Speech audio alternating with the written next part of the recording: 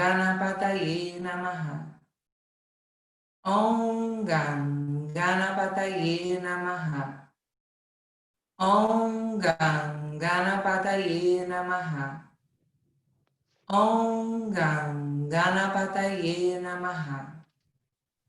Om Ganapataye.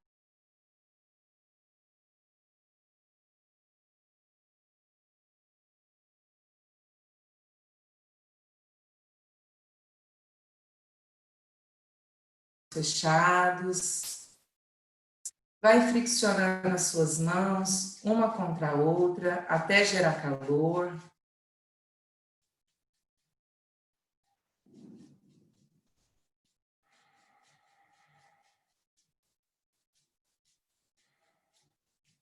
Ao aquecer as mãos, põe as palmas das mãos sobre os olhos, vai vibrando esse calor, essa energia, essa vitalidade para os seus olhos, deixando o olhar mais leve, menos julgador, mais sereno, mais humilde. Vai respirando profundo e mentalizando essa energia de luz dourada penetrar sobre os seus olhos, penetrando agora pela sua mente, deixando ela mais amorosa, mais aberta, mais contente, aceitando mais o que você tem neste momento presente, agradecendo por você ser perfeita e por você ter saúde. Essa luz dourada agora vai penetrando no seu corpo, nas suas células, entrando nos seus órgãos, nas suas vísceras, mandando embora todas as toxinas, toda a lentidão, todo o desânimo e todo o medo embora. Vai percorrendo agora as suas mãos pelo seu corpo. Essa luz dourada agora está caminhando em direção às suas pernas, junto com as suas mãos, e vai saindo pelos seus pés, mandando embora tudo que não pertence mais ao seu corpo, que te não faz bem, deixando ele leve, cheio de vitalidade, cheio de amor. Lentamente vai abrindo seus olhos e agradecendo por estar aqui e agora. Obrigada. Obrigada, meninas. Obrigada a você. Sempre, e me deu um nervosinho, fiquei nervosa, como se fosse a primeira vez. Desculpa, é porque eu também nem te preveni, né? Não, mas que é isso? Chutei a bola. É isso, é um grupo novo, né? Então a gente bate aquele nervosismo natural. Tá vendo, gente? Até professores experientes ficam nervosos, tá? Tá tudo certo. Muito bom, obrigada, Marcelinha, foi lindo. Obrigada a vocês. O Ganesha, gente, para quem não sabe, o Ganesha é aquele é a força divina representada na figura daquele elefantinho barrigudinho, né? Que tem vários braços, né? Normalmente é representado com um ratinho debaixo dos pés, né? Que ele está pisando esse ratinho e com vários instrumentos, vários símbolos, né? Nas mãos. Obviamente é tudo muito simbólico. Ele é chamado realmente do removedor de obstáculos, então a gente sempre chama essa força quando a gente precisa tirar, né, Marcelinho, os obstáculos da frente, e em especial aqueles obstáculos que são internos também, né? Porque muitas vezes nós, não é? A gente cria esses obstáculos internos. Então, essa força do Ganesha é a força que remove os obstáculos. E tem uma coisa do Ganesha que é pouco dita, mas que para mim, assim, é muito importante essa força dele, Marcelinha, que é o Ganesha também é o organizador, sabe? Por isso aquela quantidade de instrumentos, né? O Ganesha também é a força que evoca, que nos ajuda a trazer o foco, sabe? A organizar. Então, nós, sobretudo, posso falar meio generalizando aqui, porque sou mulher, né? Então, a gente faz mil coisas, né? Então, sabe assim, quando você tá lá, eu, por exemplo, estou fazendo um sabonete, aí eu preciso parar para atender uma pessoa, eu preciso parar para atender meu filho, eu preciso parar tudo agora para fazer o almoço.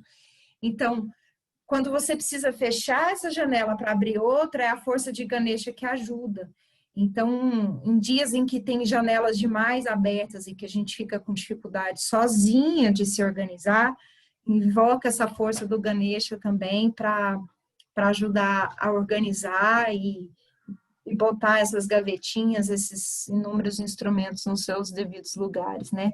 É o padroeiro da Legal. família, diz que toda casa indiana tem um Ganeshinha, né? Ganesh. É, bem lindo. Obrigada, Marcelinha. Obrigada a você, Laurinha. Pessoal, então, hoje chegamos ao final dos yamas, né? E ao início dos niyamas. Vamos retomar um pouquinho esses dois conceitos. Yama. Ah, depois, Marcelinha, se você quiser digitar aqui no chat o mantra, então, Yama, vou escrever para vocês. Yama é tudo aquilo que a gente deve começar a tirar da nossa vida. Então, a gente navegou pela violência, pela mentira, pelo desperdício de energia vital, e hoje pela acumulação, que mais? Não violência, veracidade, castidade, não roubar, né? Se abster do roubo, dos diferentes tipos de roubo, e hoje a gente chega no último, que é não apegar-se. E aí a gente finaliza os yamas. E começamos os niyamas. Niyamas. Os niyamas é tudo aquilo que a gente tem que começar a cultivar na vida. Então, enquanto nos yamas a gente tenta eliminar das nossas práticas, da nossa forma de pensar, o niyama é aquilo que a gente traz, que a gente precisa começar a cultivar. Então, hoje a gente fecha um para começar a abrir essas outras qualidades, né? E é legal, quando a gente chega lá no final, vocês vão me ajudar a refletir sobre o fato de que, normalmente, um yama, algo que a gente precisou retirar, vem junto com algo que a gente colocou no lugar. Então, quando a gente começa a eliminar a violência de pensamento, a violência de prática, a gente começa a trazer para a nossa vida o aspecto da pureza, que é a niyama. Então, não existe um vazio, pessoal, sabe? Não existe um vazio. A prática de yoga não é uma prática advaita no sentido de cultivar o vazio. Não. É uma prática, é uma técnica que a gente substitui hábitos ruins, pensamentos ruins, práticas ruins, impressões mentais ruins por práticas positivas, por hábitos positivos, por pensamentos positivos e assim por diante. E aí, esse aspecto é um aspecto que traz uma sustentação para a vida, porque eu tenho um pouco, aqui no livro, quem observou aí, sobretudo quando ela vai falar do desapego, parece que a tradição dela flerta um pouco com a tradição não dualista. E a tradição não dualista, ela tem, que é aquela que diz, já teve um encontro em que eu conversei isso com vocês, é aquela que diz que não existe isso, que tudo isso aqui é uma grande ilusão. Pode ser que para um determinado estágio da nossa consciência, pensar que tudo isso aqui é uma ilusão, pode ser muito desanimador. Eu estou falando de, né, de estágios de consciência e maturidade, me colocando nesse lugar de profunda humildade, que para mim é um desamparo assustador pensar que isso aqui tudo é apenas uma grande ilusão. Eu compreendo que existe coisas além disso, mas eu entendo, mas eu sinto e eu vivo neste presente. Então, por isso que quando eu escuto algumas pessoas falando, começou a estudar yoga e de repente vai estudar o Vedanta em síntese, que é uma escola irmã do yoga, é absolutamente nega, né, toda a existência. E eu falo, gente, eu preciso colocar alguma coisa no lugar. Então, o yoga é isso. O yoga é esse caminho em que você faz de forma consciente e madura substituições, de substituir aquilo que é prejudicial, aquilo que não tem luz, que é obscuro, por luz, por qualidade, por pureza, por algo positivo, né? Por algo que é mais consciente, digamos assim. Então, para mim, nessa vida, nessa jornada, nesse momento da minha vida, isso é absolutamente satisfatório.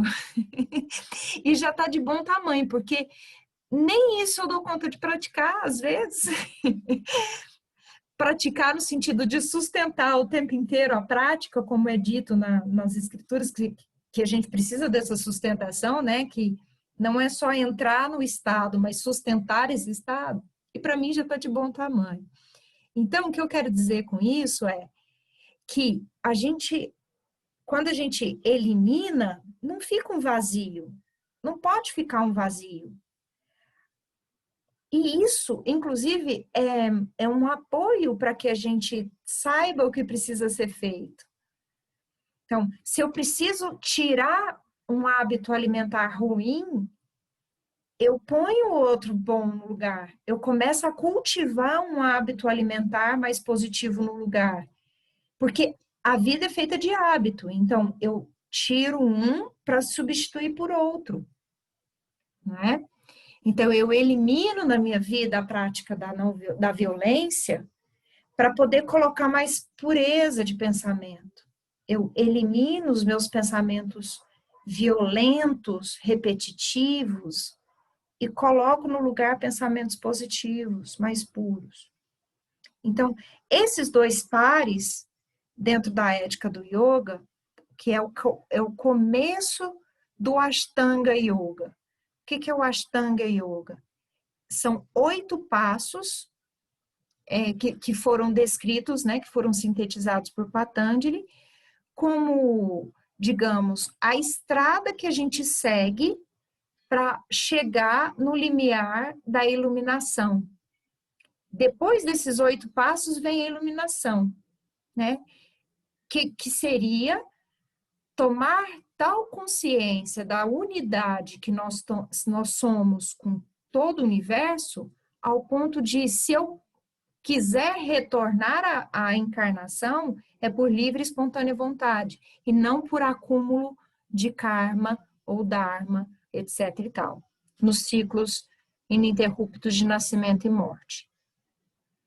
Então, o que o yoga traz é um caminho que a gente tem para seguir, de eliminar coisas, de trazer coisas, de colocar o corpo, de colocar um assento. O que é asana?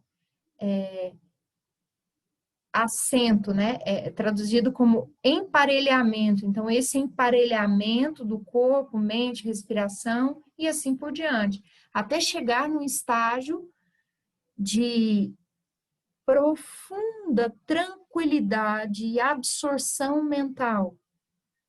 E mantendo, exercitando esse profundo estado de absorção mental, que é o samadhi, eu vislumbro a realidade total da existência, que é o que é chamado de nirvana, de moksha, né, de kaivalya, que é esse processo de iluminação. Quando o ser se torna iluminado, quando ele desencarna ou atinge o Maha Samadhi, lá nos outros planos, ele opta por voltar, por livre e espontânea vontade, para nos auxiliar nesse processo. No budismo, é claro, é dito que enquanto houver uma mônada divina, um ser humano, uma criatura, ainda presa, todos nós, de certa forma, ainda precisaremos atuar em diferentes planos para auxiliar essa criatura ainda presa no círculo de nascimento e morte. Então, tudo isso é uma jornada cósmica, uma jornada de quantas existências forem necessárias. É claro que a Raquel, aquela minha amiga que conduziu o Zazen para vocês no mês passado, eu não sei se isso é do Zen ou se isso é dela, mas ela diz uma coisa que é muito legal. Fala, gente, olha, não vamos perder tempo, não? A vida é preciosa demais, vamos perder tempo, não? Vamos perder tempo com bobagem, não? E isso é muito legal, porque isso faz a gente refletir em tudo que a gente coloca. Sabe que isso é uma perda de tempo, perda de energia, no sentido de isso está me levando para um lugar mais luminoso, para um lugar de maior consciência ou de menor consciência? E essas reflexões, elas precisam permear a gente. Em algum momento do nosso dia, a gente precisa fazer esse tipo de reflexão interna, sabe? Isso não significa, obviamente, que a gente vai obter sucesso o tempo todo. Porque é árdua a tarefa, nós somos seres humanos. E os nossos hábitos ruins, arraigados, os nossos samskaras, né, estão tão impregnados na gente que se livrar disso é muito difícil. Se livrar desses hábitos ruins, desse jeito de ser envelhecido, que faz mal, é muito difícil. Sozinho, sem uma técnica, sem um apoio, sem um grupo. E por isso o yoga é tão legal, porque o yoga vem trazer a técnica. Não vem trazer reflexões de cunho filosófico, existencial, muito profundos, não. Primeiro o sutra diz, Hatha Yoga Anushasana. Anushasana é aquilo que já foi discutido, que já foi refletido. Não tem mais o que ficar, tem que aprender e praticar. É isso que o yoga se propõe. Então, o vazio é importante, Lela, porque isso é uma fala clichêsíssima minha, gente. É tão clichê que eu fico até com vergonha de repetir.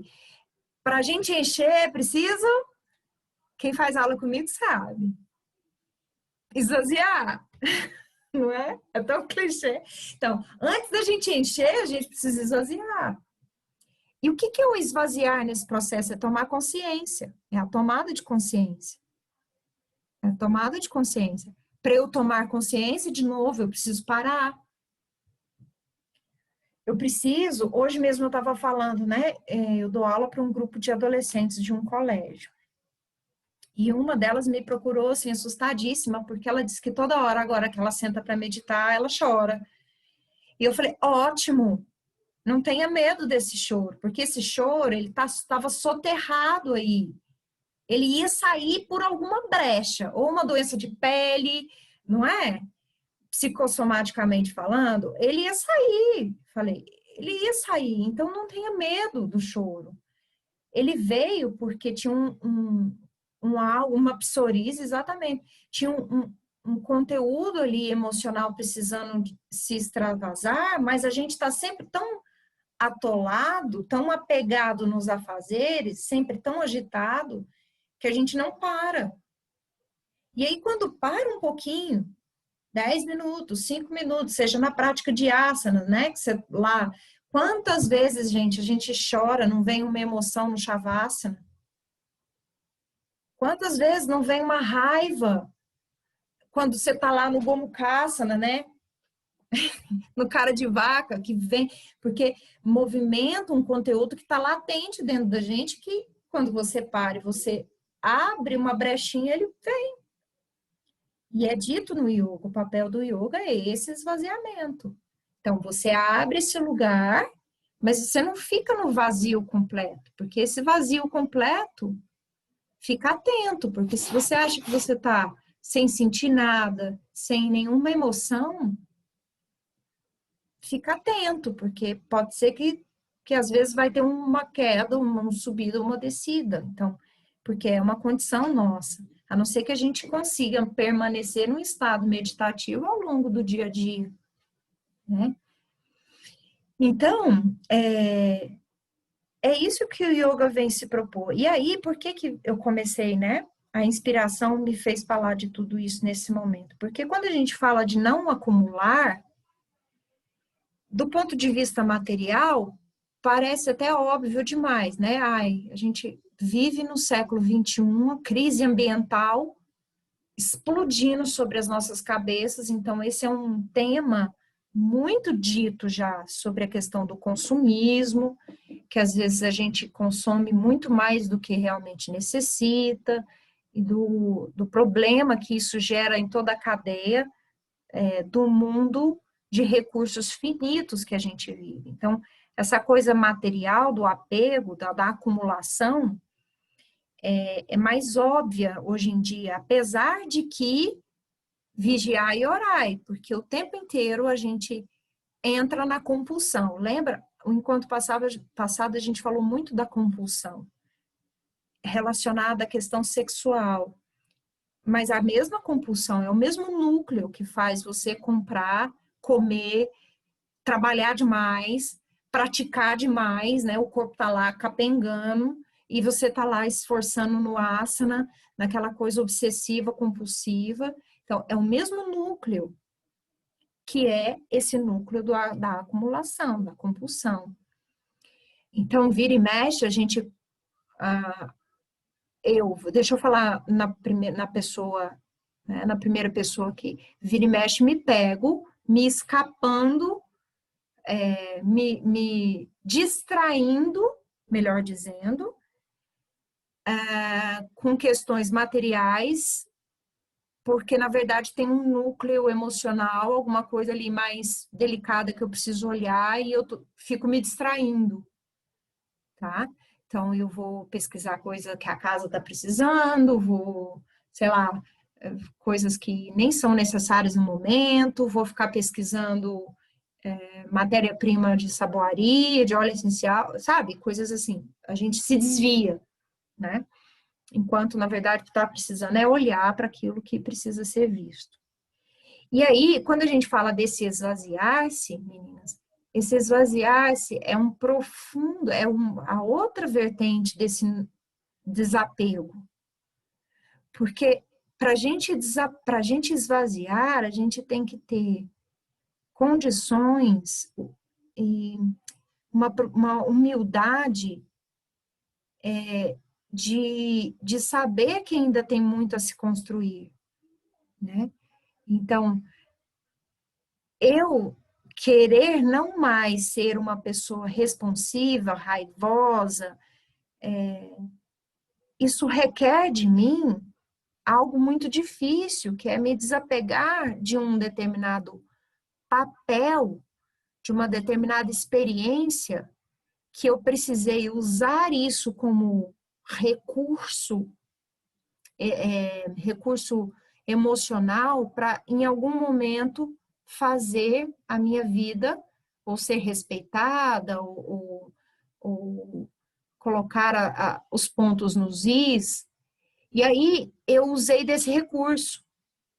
vamos supor, a raiva, né? O jeito mais ríspido de falar, mais duro. E eu fiz isso uma vez. Deu certo. Meu inconsciente falou, tá lembrando da nossa conversa, né, Rê? Eu fiz isso de novo. Poxa, deu certo, porque eu fiz desse jeito, deu certo. Isso tudo é lá dentro, viu, gente? Não é, às vezes, muito consciente. E aí eu vou e grudo esse jeito de ser. Só que isso me prejudica, porque nem todo momento cabe isso. Nem todo momento pede isso, necessita disso. Acaba saindo do nosso controle, né? E vira um hábito, vira um jeito de ser. Olhar para isso, reconhecer que você tem agido dessa forma e que você não precisa agir dessa forma, desapegar-se desse jeito, demanda reconhecimento, demanda desapego, demanda humildade, demanda acolhimento, demanda uma série de questões que a gente está o tempo todo cuidando para isso. E aí, tudo bem. Então, esse é um nível de reconhecer, de querer se desapegar, mas daí até realmente descolar essa máscara, né, descolar esse jeito de ser e para que outro possa tomar conta, demanda ainda muito tempo, muito esforço, muita atenção, muita consciência, tá? Então, essa coisa do apego arraigado diz respeito a tudo isso, né? Diz respeito também a não só a coisas materiais, mas a couraças, a forma de ser, de agir, que tá bom, que já funcionou, se reinventar o tempo todo. E aí, gente, se vocês sabem como é que funciona, né? Abre o microfone, me interrompe, faz pergunta e faz colocação, tá? Porque eu vou falando, as ideias vão vindo, eu vou falando, tá? E aí, essa coisa do apego, gente, é tão importante no caminho do yoga que existem 3 níveis, com palavras diferentes dentro da filosofia toda do yoga. Essa aqui que o livro traz é nesse nível mesmo dos hábitos, das práticas cotidianas, do fazer, dos relacionamentos. Existe um segundo que é chamado de vairagya, que é um nível... Bom, então vamos lá. Então, é o apego de coisas materiais, e aí no livro ela é muito clara, porque em se tratando de recursos físicos, não significa que a gente não tem que ter uma casa boa, confortável, não tem que ter bons alimentos, sabe? Gastar o seu dinheiro ali com alimentos que te nutrem, com experiências, né, de viagem que são nutritivas, que vão fazer a sua mente crescer. Não se trata disso. O que cola é viver em função disso. É a sua vida ser substituída por aquilo que você tem, né? E muita gente acaba vivendo, né? Vivendo para isso, vivendo para consumir, vivendo em função do ter. Então, é nesse nível, tá? Não é que a gente tem que todo mundo doar tudo que tem, viver com a casa caindo aos pedaços ou com a roupa rasgada. Não se trata disso. E aí, eu me lembrei de 2 histórias que eu vou contar, que é clichê também, me perdoe, as meninas estão comigo há mais tempo. A primeira, a história de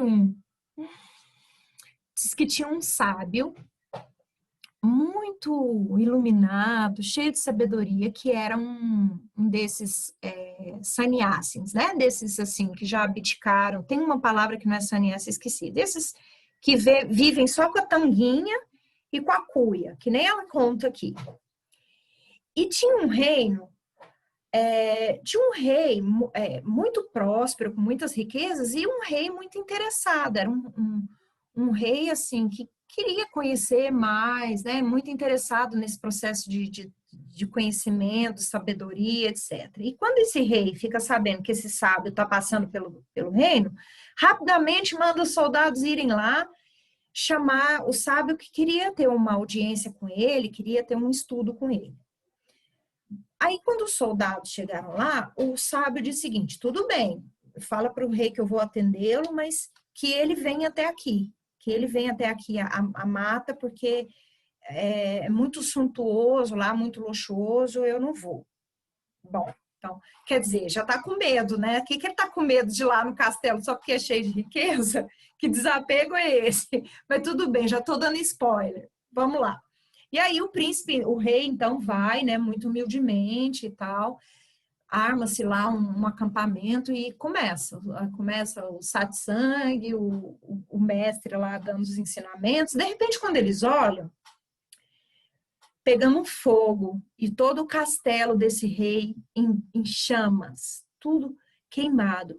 E o tema da conversa deles era justamente sobre o reino dos céus, né? Que isso aqui tudo é transitório, tudo ilusão, a matéria não existe, que o que precisa ser cultivado é a mente, é o espírito, etc. Bom, o rei entendeu os ensinamentos e, de repente, quando eles olham, tá lá tudo pegando fogo, uma coisa, né, monstruosa, e o fogo começa a chegar perto do acampamento, e aquela coisa assustadora, os servos tentando apagar o fogo foi chegando, e o rei muito calmo.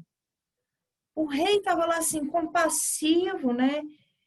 Os súditos perguntam, mas rei, não, o reino dos céus, está tudo bem, desapega, a gente constrói tudo de novo, está tudo bem. De repente, quando ele olha para o sábio, cadê o sábio?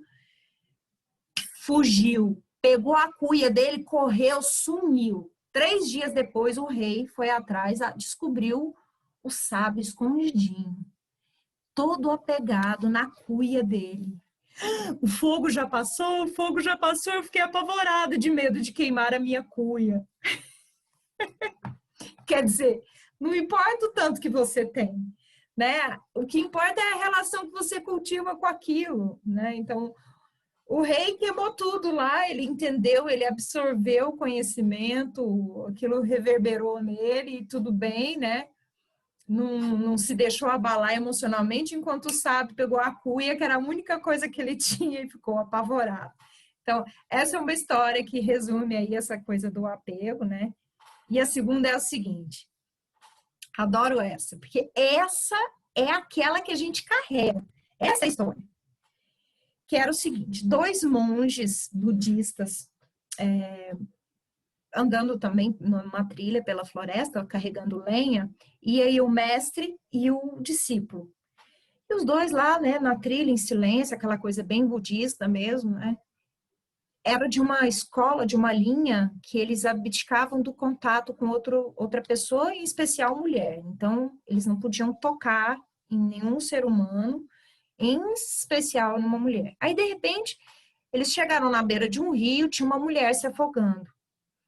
Rapidamente o mestre, né, um senhor já muito mais muito evoluído, solta a lenha, cata a mulher no colo, atravessa a correnteza com todo aquele esforço e vai, né, consegue atravessar o rio, deixa a mulher lá do outro lado, volta, pega a lenha dele, olha para o discípulo, tipo, vamos embora, e vão, né?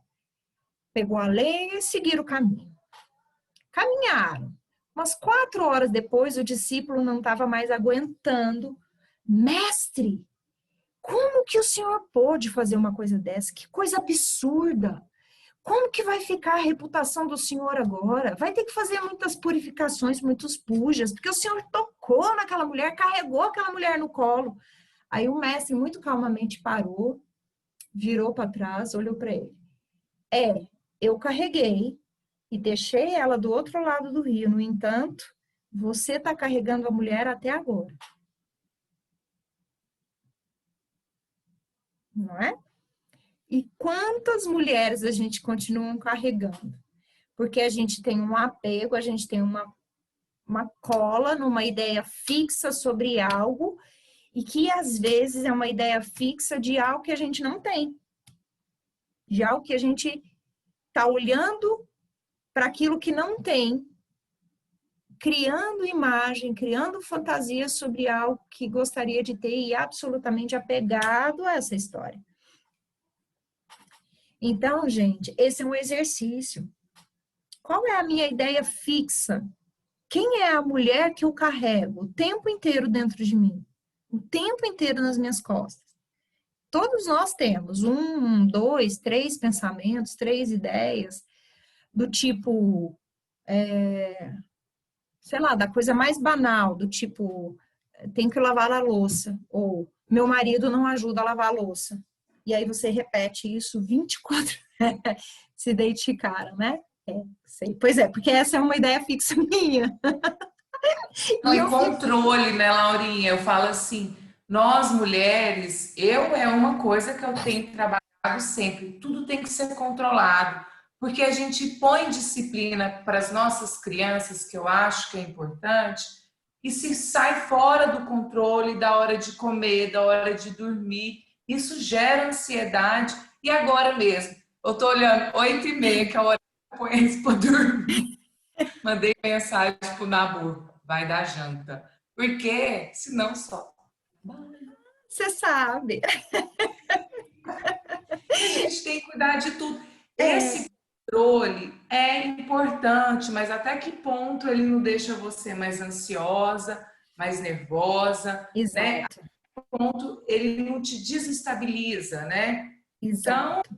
é o tempo todo a gente querendo achar o equilíbrio, que tem hora que é complicado, nós que somos mulheres, temos filhos, e que queremos criar uma rotina, né, para tudo Exato. fluir bem, né? Exato. E aí você falou a palavra certa, que é a questão do controle, porque de fato, né, o apego está muito relacionado a isso, a questão do controle. Então, a gente se apega ao fato de que precisa controlar a vida, porque se eu não controlo a vida, o que vai ser de mim? Onde é que está a minha instância psíquica, o ritmo e a harmonia da vida ao meu entorno se eu perco o controle disso? E só isso, gente, já é muita energia que a gente precisa gastar, que a gente, muito cuidado, reflexivo e compassivo para dar conta disso, porque realmente é uma mulher bem pesada que a gente carrega nas costas, né? Nossa, Bem nossa. pesada. É. E aí você fica, às vezes, nós somos capazes, às vezes, de passar um dia inteiro carregando uma ideia fixa mentalmente, né? E é legal porque ela dá uma sugestão de prática justamente em relação aos tipos de pensamento. Se torna um fardo, exato. Enquanto a situação poderia ser encarada de forma mais leve, isso se torna um fardo. Gente, cuidado. Cuidado, eu vou falar isso para vocês porque eu me vi nesse lugar dias atrás. O processo de autoconhecimento, esse processo de reconhecer-se também pode se tornar uma mulher pesada nos ombros.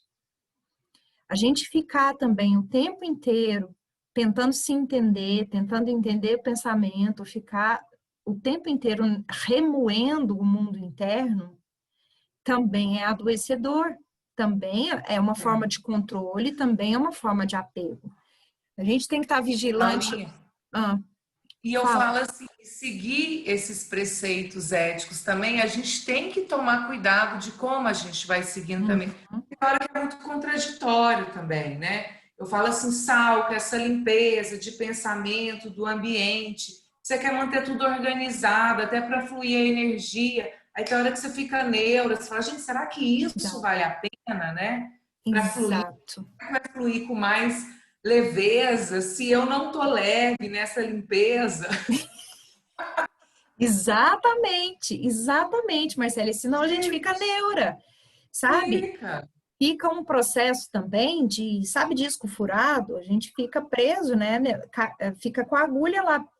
Tem gente nova demais nesse grupo que eu acho que não vai saber o que é um disco furado. Dona Elinaí, mas a senhora sabe, eu sei que sabe, a Marta sabe que é um disco furado, né? Quando a agulha cai lá e fica ploc, ploc, né? Senão a gente fica também nessa neura. Fica. Fica a louca do incenso na mão, né? A pessoa mais Tirando, desequilibrada do mundo é você, e aí fica querendo limpar o desequilíbrio energético do outro, né?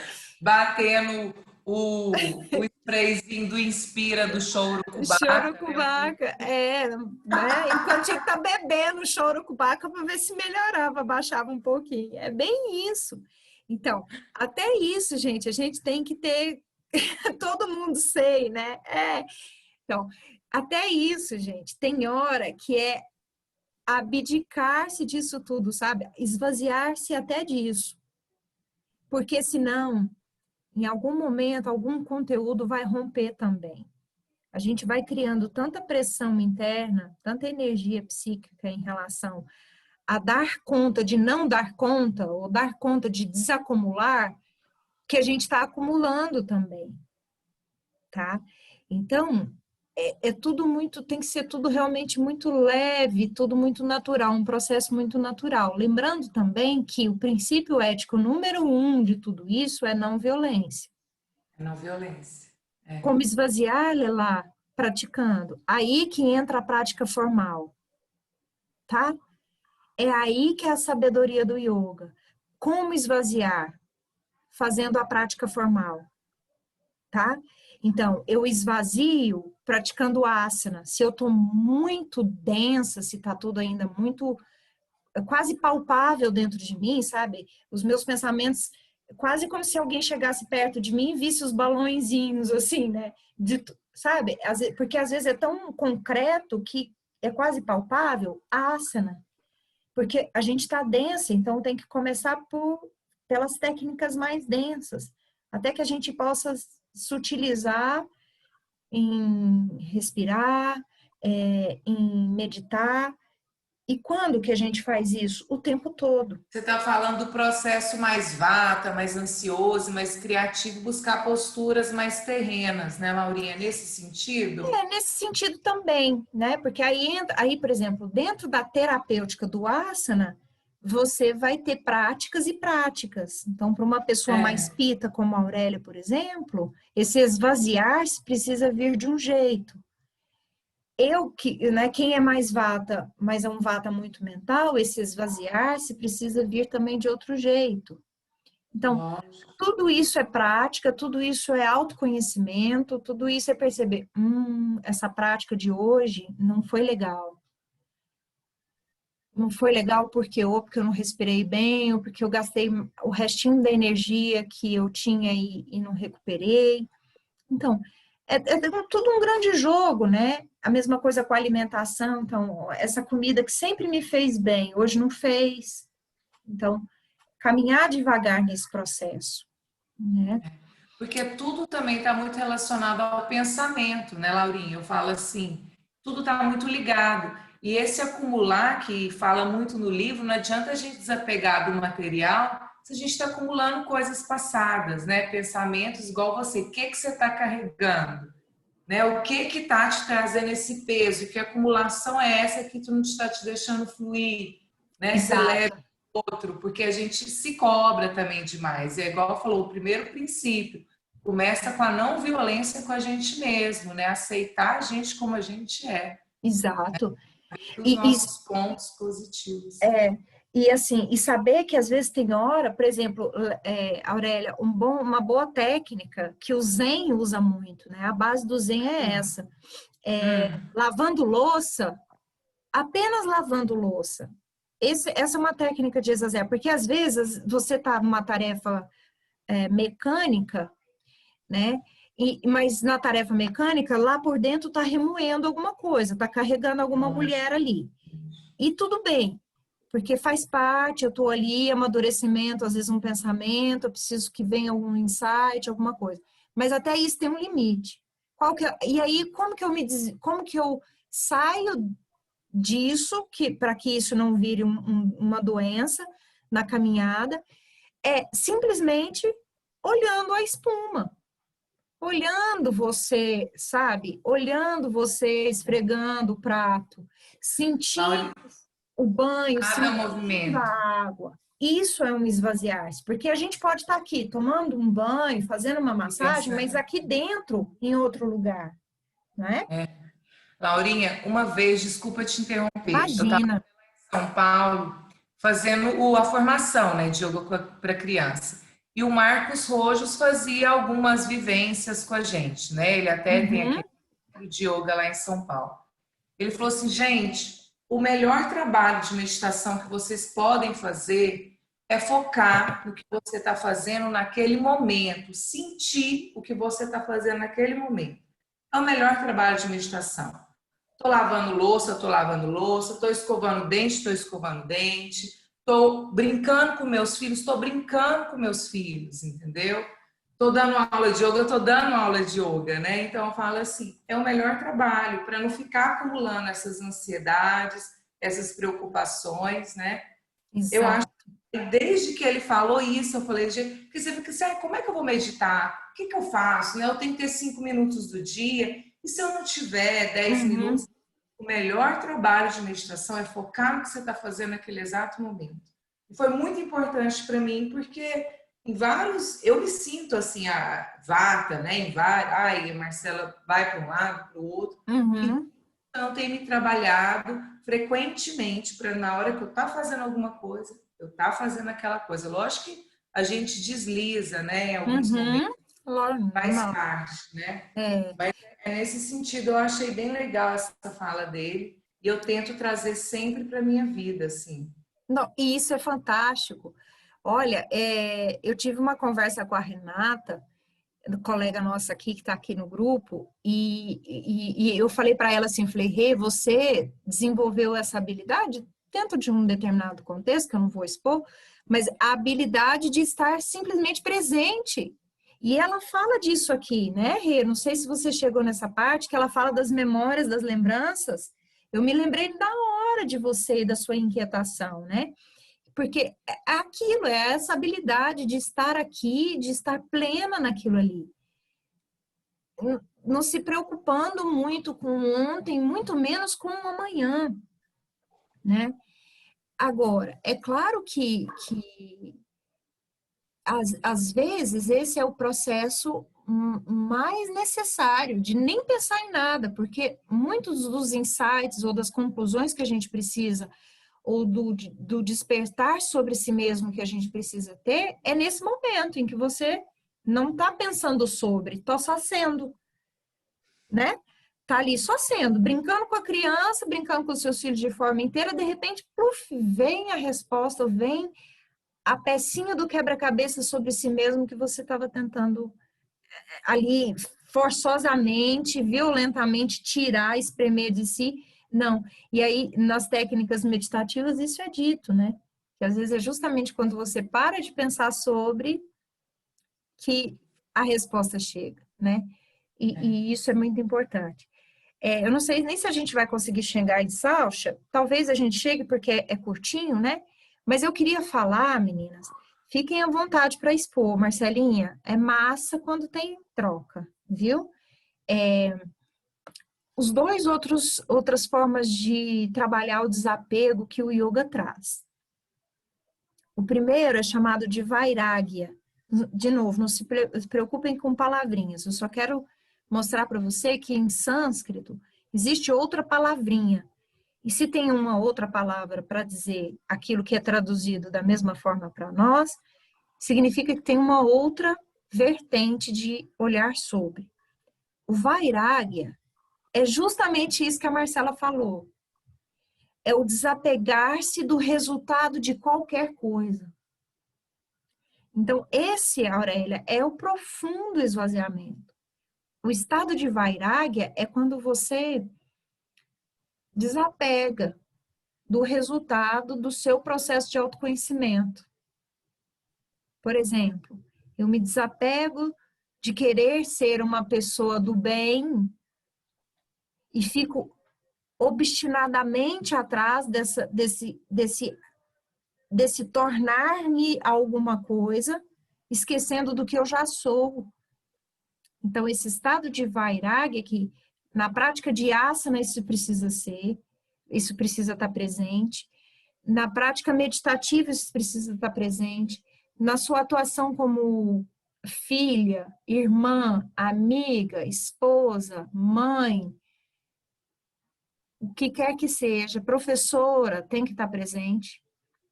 Porque senão a gente faz de tudo aquilo que a gente põe como ação esperando um resultado em troca. E isso gera esse controle, isso gera a falta de fé, porque o controle e falta de fé são duas coisas que andam assim. Eu controlo porque eu não acredito, não me entrego para o movimento cósmico das coisas, para o ordenamento cósmico das coisas. Em yoga é chamado de Ishvara Pranidhana, que é um preceito que a gente vai chegar nele já já. Então, é exatamente nesse ponto, quando eu desapego de querer ser, por exemplo, uma pessoa mais calma e controlada, quanto mais obcecada por estar calma e controlado, maior o meu núcleo neurótico, meu núcleo psicanalista, cadê ela, Camila? Mais o meu núcleo neurótico vai ficando tenso e mais nervosa eu vou ficando. E aí, de repente, quando eu vejo, eu tô gritando. Eu também, Lila, eu também não queria gritar. Eu também gostaria de passar um dia, 24 horas, ensinando uma criança de 5 anos que não põe o pé de barro na parede, porque eu já limpei 5 vezes, e na 7ª não gritar, entende? Também não queria, mas assim, quanto mais obstinada com essa ideia eu fico, mais tenso eu vou ficando, mais querendo controlar isso, mais culpa isso gera, mais dificuldade nisso. Laura, Hoje, deixa eu te falar, você estava explicando, eu lembrei daquele texto que você postou, aquela vez que eu te falei no seu Instagram, sobre essa coisa do controle, que você fala que no texto de pegar, que alguns alunos têm resistência de ter os aparelhos para ajudar no yoga. Enquanto você explicava, eu lembrei desse texto que você falou, porque isso também gera um controle da gente, assim, às vezes ficar resistente a uma ajuda para fazer a prática, né? exato. Obrigada, Gi. Boa lembrança. Gente, esse texto está lá, vocês leiam, está lá na minha página. Isso, gente, e se a gente não aceita ajuda de instrumento para uma prática de asana, que o corpo está doendo e que o que eu preciso é dar conforto para o corpo e eu não aceito ajuda na prática, olha para a vida. Provavelmente você também não está aceitando ajuda na vida, né? A nossa prática de asana, ela é um pontinho da nossa vida. A gente reproduz, eu falo sempre isso para as meninas que praticam comigo, fiquem atentas, porque em algum momento você vai se ver em outras situações da sua vida, na sua tela mental, enquanto está praticando asana. Tá? Então, é isso, Gi, boa lembrança. E eu acho que foi justamente sobre Vairagya que eu acho que foi naquele texto que eu chorei, foi numa prática que veio um choro, e aí me veio esse monte de coisa junto, eu falei, gente, eu preciso escrever sobre isso, falar sobre isso, porque isso acontece com as pessoas. Um ou outro, que é justamente sobre Vairagya, é esse conceito, tá nos primeiros sutras do Patanjali, que é esse nível de desapego, né? Que lá na Bhagavad Gita, o Krishna, Shri Krishna vai falar o tempo inteiro para Arjuna, esquece do resultado, desapega do resultado, põe-se no processo, esteja presente, esteja no processo. O que passou não pode te gerar culpa nem cobrança, porque lá atrás você não tinha a mesma lucidez, ou um pouquinho mais de lucidez que você tem agora. Então, não cabe culpa no processo de yoga, porque lá atrás o erro foi cometido quando havia obscurecimento. Então, se desapega do que foi feito lá atrás também. Olha como um ensinamento, como um aprendizado, incorpora aquilo como um aprendizado, mas se desapega, porque ali não tem que ter culpa. Porque culpa nesse processo do yoga, é claro que eu estou falando em tese, né, gente? Praticar isso e conseguir esse lugar é muito mais difícil, mas o que eu quero dizer é o seguinte: hoje eu estou um pouco mais lúcida e consciente da realidade do que ontem. Então, desapega. E sobre o futuro, não existe futuro. Futuro é fantasia. Futuro é criação mental. Entrega-se ao processo. Ishvara Pranidhana. Tá travando, né? A minha internet não tá boa, já tem muitos dias. Deixa eu ver se eu mudo a conexão aqui. Então, esse processo de vairagya é esse o sentido. É o sentido de Ishvara Pranidhana. De desapegar. Melhorou, gente?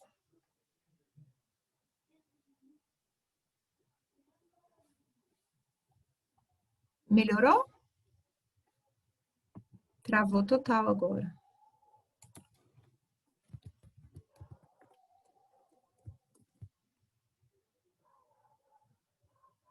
Voltou? Ótimo. Tá. Melhorou, gente?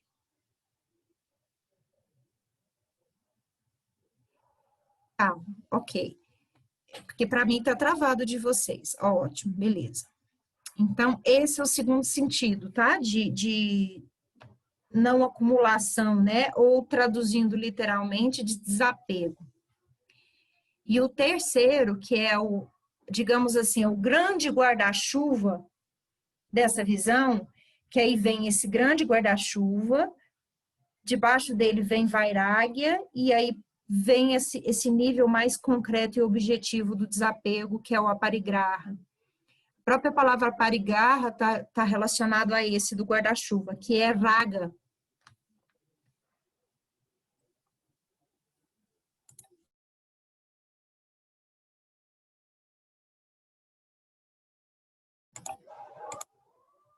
Voltei. Estão me ouvindo? Sim. Ai, pronto. Desculpa, gente, desapega. Deixa fluir, entrega. Então, esse guarda-chuvão, gente, que é importante para o caminho do budismo, é importante para o yoga, que é raga.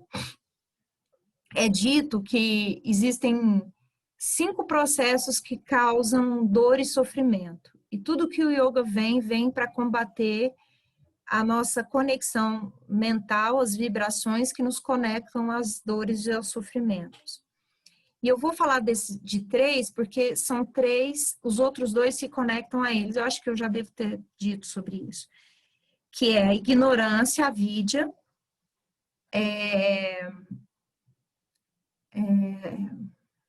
raga e ignorância. Eu vou falar em português, que eu esqueci a palavra em sânscrito.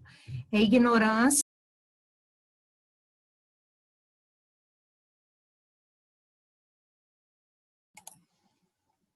Pronto.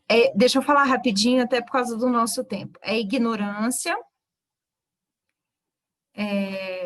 A ignorância, que ignorância? Ignorância cultural? Não, a ignorância de saber que somos a conexão, que somos esse processo de interconexão, que somos mais do que o corpo físico, que temos todo esse processo de conexão cósmica, né? Somos ser universal, corpo espiritual, tudo isso. Essa ignorância.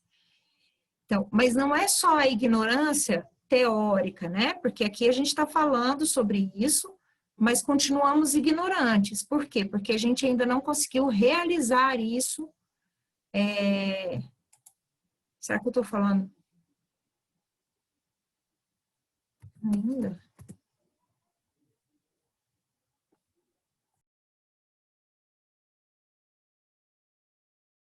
Gente, desculpa, gente, está muito ruim. Melhorou? Melhora toda E hora e cai. depois. E cai, tá caindo, né? Mas É, pode continuar. tá, volta e some. Vamos lá. Tomara que esteja pelo menos gravando, né? Então, vamos terminar. Então, essa ignorância de realizar isso. A gente está falando sobre isso, mas a gente continua ignorante porque a gente ainda não vivenciou isso de forma complexa, né?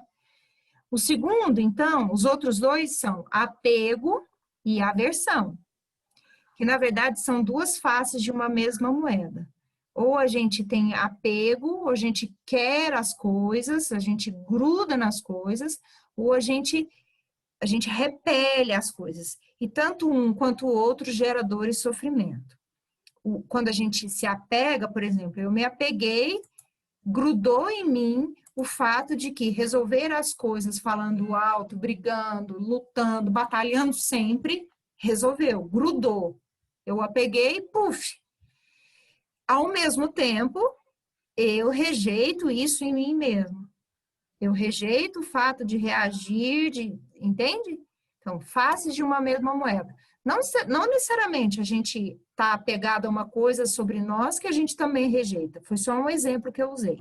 Mas a gente tem tudo na vida, tem coisas que a gente quer pra gente, que a gente fica lá grudadinho, e tem coisas que a gente refuta veementemente.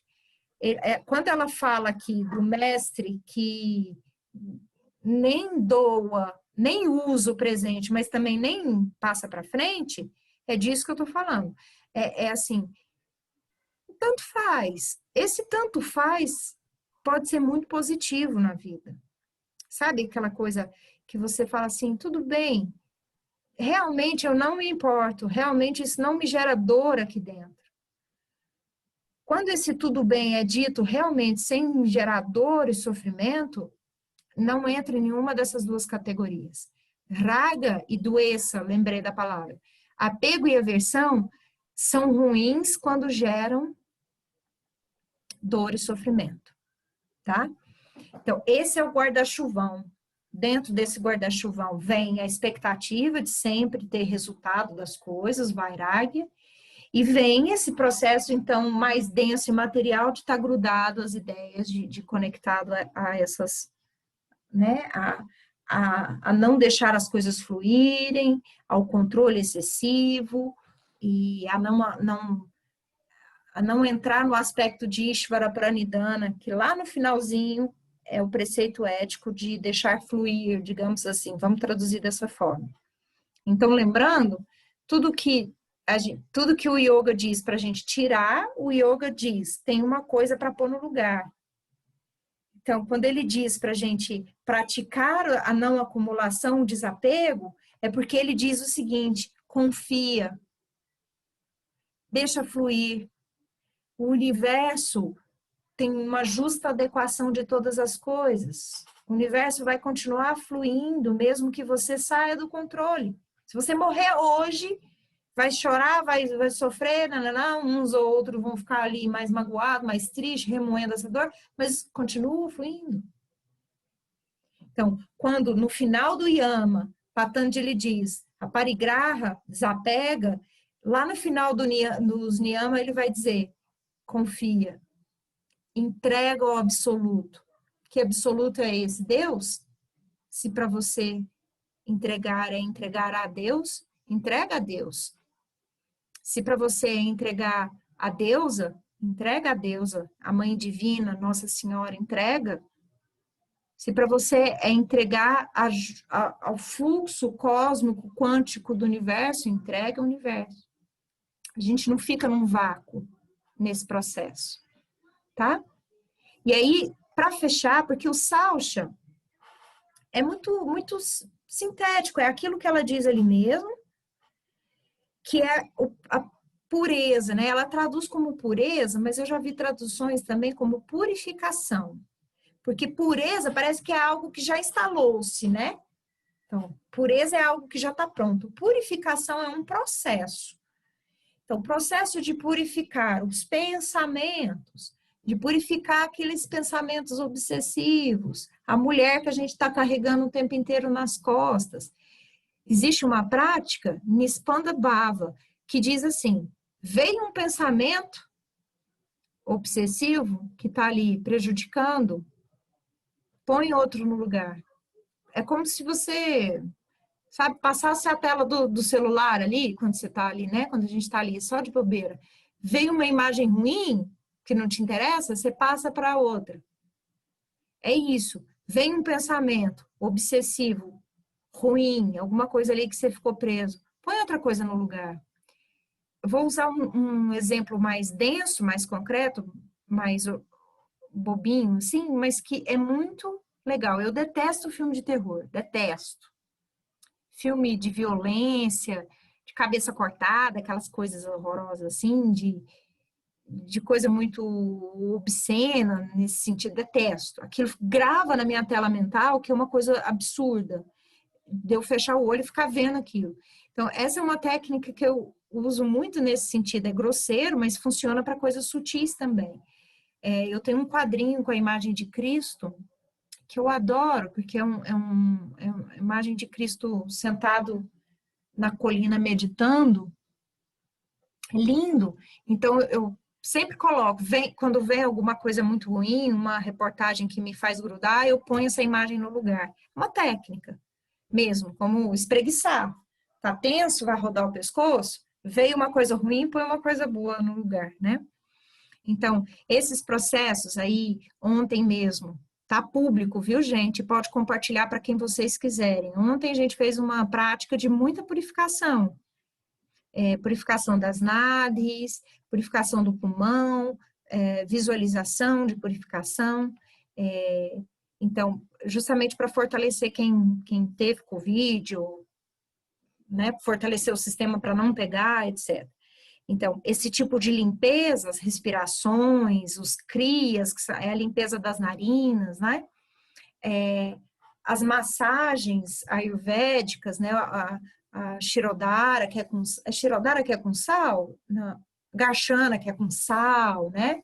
Mesmo Shirodhara. Então, várias técnicas que a gente utiliza para esse processo de pureza. Mas, como diz meu marido, quando ele quer pegar no meu pé, não adianta acender incenso. Começa de dentro. Aí dá vontade de queimar ele com incenso. Não adianta acender incenso. Boas energias começam de dentro. Né? Que a gente já falou aqui um pouco, porque é isso mesmo, né? É cultivar bons pensamentos, cultivar autoestima e se respeitar. Achou bom, né, Aurélia? E se respeitar. E aí, antes da gente terminar, se vocês tiverem perguntas, aproveitem para prepará-las. Eu quero só fazer um relato bem íntimo mesmo, assim, porque esse espaço também é para isso, né? É um processo terapêutico também. Que essa coisa do respeito, gente, da aceitação, da pureza, né? Pureza do seu processo, isso precisa ser muito respeitado e que a tarefa não é fácil, porque particularmente eu venho cultivando muito esse processo de autoconhecimento, de utilização das técnicas, né, na minha vida cotidiana. Na semana passada eu venho acumulando um cansaço, que não é um cansaço mental, não é uma desorganização da vida, algo que emocionalmente tem, mas é um cansaço fisiológico, energético, assim, muito mesmo, exaurida. E sábado eu estava assim no limiar desse cansaço. Eu estava assim, eu já tinha percebido que eu estava já beirando essa estafa, mas mesmo com essa visão, mesmo com essa consciência, com essa lucidez de tudo isso, eu não consegui me desapegar e não consegui respeitar esse limite. E aí trabalhei muito no final de semana, fiz uma prática de yoga muito puxada no sábado. Sábado à tarde eu tive uma síncope, um ataque, melhor dizendo, sabe? Surtadas no Yoga, vocês lembram dessa série? E fiquei surtada no yoga total, sabe? Quem nunca viu essa série, procura, deve ter no Google Play aí, porque vale muito a pena. Com a Fernanda Young, né? Com a Fernanda Young, fantástica. E fiquei muito mal, gente, mas assim, foi um negócio que foi muito descontrolado mesmo. a sensação que eu tinha é como se eu tivesse dado curto-circuito. Sabe quando um fio tá ali, ele tá te mostrando que tá desencapado, que tá ali dando choque, e você continua usando ele, pluft. E a sensação que eu tinha era justamente essa mesmo, era de corrente elétrica mesmo. Muito bem, tudo sob controle, passou, né? Mas o que eu quero dizer com essa partilha é o seguinte, que mesmo a gente estando atenta, o que eu aprendi de novo com essa repetição de uma experiência que às vezes é até certo, é bem às vezes familiar para mim, é que se a minha consciência não disser para tudo e todos, preciso ir dormir, dá licença que eu preciso dormir, preciso tomar um banho, ficar 10 minutos em silêncio e dormir. Nada mais é mais importante do que isso nesse momento. Ninguém vai fazer isso por mim. Todo estudo, toda prática, toda consciência não vai fazer a mudança de hábito se eu não impor a mudança de hábito. Então, isso é só para, assim, partilhando com vocês, vocês sabem, eu sou muito franca nesse meu processo, não pretendo esconder nada de ninguém, nem posar de terapeutizada, nada disso, né, de yogini. Mas é para dizer que às vezes a gente vai, às vezes a gente derrapa, sabe? E o que vai fazer eu parar de derrapar? De cair no buraco? Também tem um conto budista que fala isso. Eu dar conta de desviar no buraco. Dar conta de aceitar que o buraco é maior que a minha perna. E se eu quiser pular ele, eu vou cair de novo. Lógico. Então, é um dia de cada vez, é o esforço que a gente faz diário e com muita compaixão consigo mesmo, sabe? Muita compaixão. Não tem que dar conta de tudo. E se surtou, tudo bem. Se o fio está desencapado, deu choque, peça perdão para quem estava perto e viu o incêndio. Exato. O principal é esse, pedir perdão depois, voltar atrás, porque acontece. Acontece. Essa humildade, né? E aí, ainda bem que a gente vivencia isso com as pessoas que nos amam, porque são capazes de nos perdoar, de olhar e falar assim, de novo, né, mãe? Tipo coisas assim, né? Me perdoa, deu errado, deu ruim, como diz a história, né? Deu ruim, amanhã vai estar melhor. Não sinto culpa porque teve obscurecimento, espero que eu tenha aprendido e que da próxima vez eu consiga dizer para mim mesma que a única coisa que eu preciso é dormir. Olha que louco! Passei a semana inventando coisas, vou vender a Inspira, vou dar menos aula, vou largar a coordenação, inventando, vou arrumar uma funcionária para me ajudar, inventando história, quando na verdade o que eu precisava, até que o trem explodiu e eu só precisava era dormir, como uma boa capa. E eu acho que isso é natural para as mães que querem trabalhar, que precisa cuidar da casa, nesse momento de pandemia que também você não quer contratar qualquer pessoa para te ajudar, porque você tem medo que possa passar para os seus familiares. E eu acho que isso deve estar acontecendo com muita gente, né, Laurinha? Porque eu falo assim, as crianças estão em casa 24 horas. A gente se cobra com as aulas online dele, quer estar ali acompanhando, quer aulas, quer cuidar da casa. E eu acho que é isso aí. Tem dia que você só precisa dormir e alguém que te ajude para você dormir. Porque até isso é difícil. Exato. É bem isso. E aí, em síntese, resume bem o que a gente discutiu, né? Essa confiança, sair do controle, aceitar, desapegar da figura de supermulher, de etc e tal, que a gente cola na gente, para deixar a coisa fluir, né? Meninas, eu quero saber se tudo bem com vocês. De novo.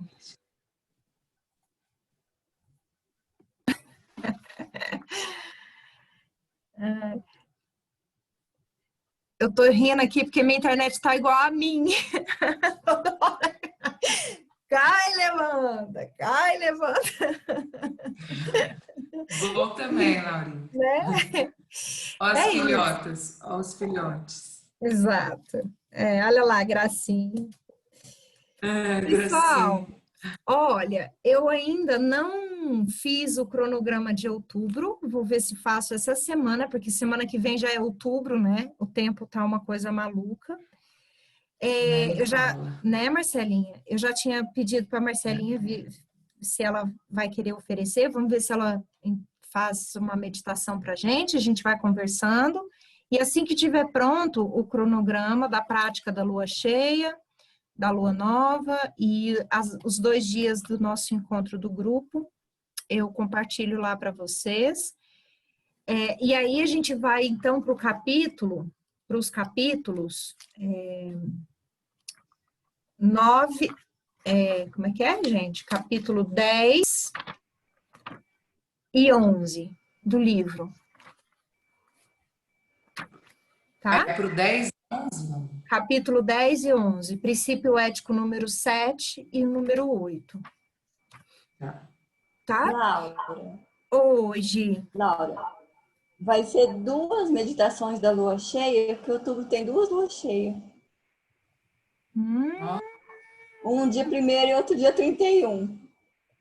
pode ser, por mim sim, por mim sim. Bom você. Nossa, que especial, hein?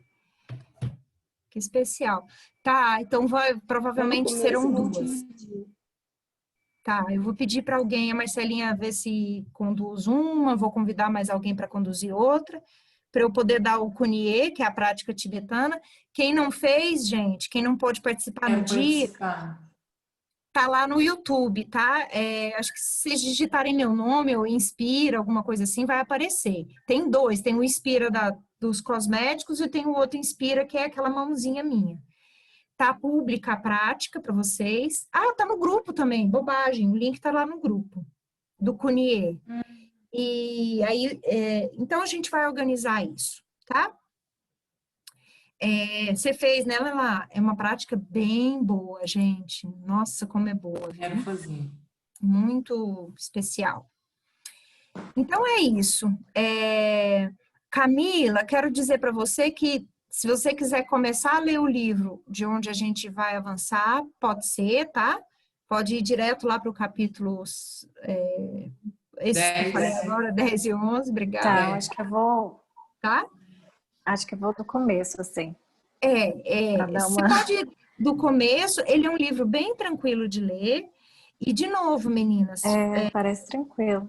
bem gostoso, e a gente vai continuar funcionando dessa forma. Se tiverem dúvidas até o próximo encontro, mandem por WhatsApp, que aí eu vou sintetizando essas falas e a gente, no próximo grupo, traz e conversa. Marcelinha, eu sei que naquele encontro anterior você também tinha feito algumas anotações. Volta nela, tá? Tá bom, Lela. Um beijo, querida. Você vai sair, né? Tá bom, amor. Beijo, viu? Fique em paz. Bom final de Beijo. semana, Gi. E aí a gente conversa sobre isso, Marcelinha, tá? Tá? Então é isso, amores. Um beijo para vocês. Bom fim de semana. Se Beijo. cuidem. Tchau, Gratidão obrigada, pela obrigada, paciência. Laura. Eu que agradeço, Camila. Bem-vinda, viu? Obrigada, lindas. Um beijo, querida. Obrigada, um beijo. Obrigada, Laurinha. Tchau, Amarrado, tchau. Marcos. Bom final de semana, Laura. Fica com Deus. Tchau, Marta. Também. Um Beijo. beijo. Bom Beijo, descanso. linda. Tchau, linda. Que gracinha. Marcelinha, dá um beijo nas crianças. Dou sim, você também, Laurinha. Um beijo em todos. Tá bom. Beijão. Beijo, linda. Bom descanso. Depois eu ponho o Vocês link de também. hoje lá no YouTube. Tá bem, Laurinha, obrigada. Que Beijo, agradeço, Laurinha. amor. Um beijo. Tchau, linda. Bom te ver. Também. Nem que seja nas infovias. Ai, ai. Tchau, Laurinha. Beijo. Tô vendo o chat aqui se tinha alguma coisa.